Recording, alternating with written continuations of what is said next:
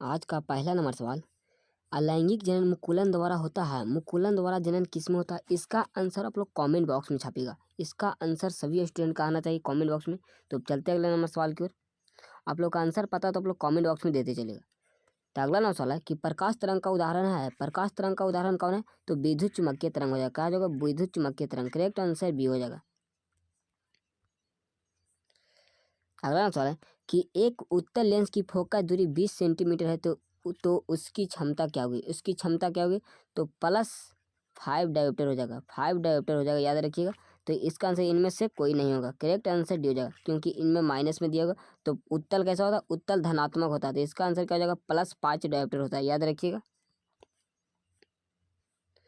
अगला सवाल है कि किलोवाट घंटा बराबर होता है। किलोवाट घंटा किसके बराबर होता है? तो 1 यूनिट के बराबर होता है। क्या होता है? 1 यूनिट के बराबर होता है। करेक्ट आंसर ये हो जाएगा।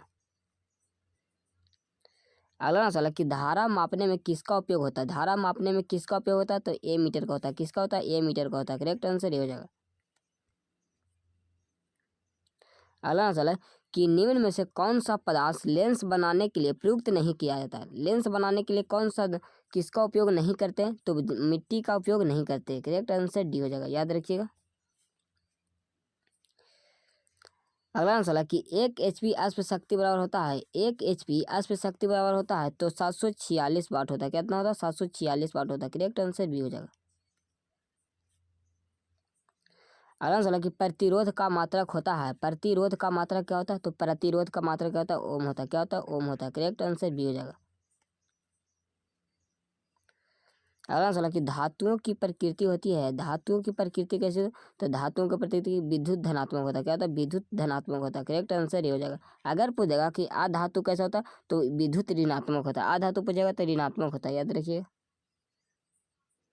अगला सवाल है कि C6H6 का आणविक द्रव्यमान होता है, मतलब बेंजीन का आणविक द्रव्यमान क्या होता है? तो कितना होता है? 78 होता है, याद रखिएगा। करेक्ट आंसर सी हो जाएगा। ग्रेफाइट होता है। ग्रेफाइट क्या होता है? तो विद्युत का सुचालक होता है। क्या होता है? विद्युत का सुचालक होता है। करेक्ट आंसर भी हो जाएगा। अगला सवाल है कि क्लोरोमीथेन का सूत्र होता है। क्लोरोमीथेन का सूत्र क्या होता है? तो क्लोरोमीथेन का CH3Cl हो जाएगा। करेक्ट आंसर भी हो जाएगा। क्लोरोमीथेन का सूत्र आप लोग याद रखिएगा। ये काफ़ी बड़ा सवाल है कि हर साल एग्जाम में पूछे जाते हैं। अगला ना सवाल है कि संगमरमर का रासायनिक सूत्र क्या होता है? संगमरमर का रासायनिक सूत्र क्या होता है? तो CaCO3 हो जाएगा। CaCO3 हो जाएगा। करेक्ट आंसर सी हो। और संगमरमर को क्या बोला जाता है? खड़िया भी बोला जाता है। खड़िया आप लोग याद रखिएगा। कभी कभी दे देगा कि खड़िया का सूत्र क्या होता है? तो CaCO3 याद रखिएगा। अगला सवाल है कि निम्न में से कौन विजातीय पदार्थ है? विजातीय पदार्थ कौन होता है? तो नमक होता है। क्या होता है? नमक होता है। करेक्ट आंसर डी हो जाएगा। और प्लास्टर ऑफ पेरिस भी विजातीय पदार्थ होता है, याद रखिएगा। अगला ना सवाल है कि तत्वों के आवर्त वर्गीकरण के अष्टक सिद्धांत दिया किसने दिया था? अष्टक सिद्धांत किसने दिया था? तो न्यूलैंड्स के द्वारा। किसने? न्यूलैंड्स के द्वारा। करेक्ट आंसर भी हो जाएगा।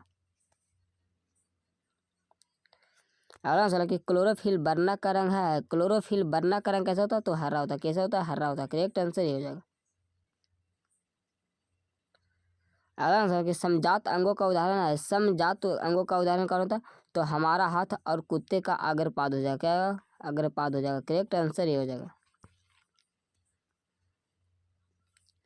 आहार नाल का सबसे लंबा भाग होता है। आहार नाल का सबसे लंबा भाग कौन होता है?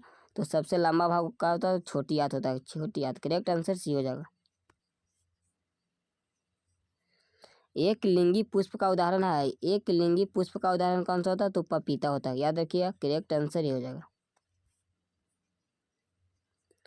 अब घटक का उदाहरण है। अब घटक का उदाहरण कौन होता है? तो कवक होता है। क्या होता है? कवक होता है। करेक्ट आंसर है। अब घटक का कवक होता है, एक बैक्टीरिया होता है। बैक्टीरिया भी ना अब घटक का उदाहरण है, याद रखिएगा। अगला सवाल कि मानव जनन तंत्र किस आयु में परिपक्व एवं क्रियाशील होता है?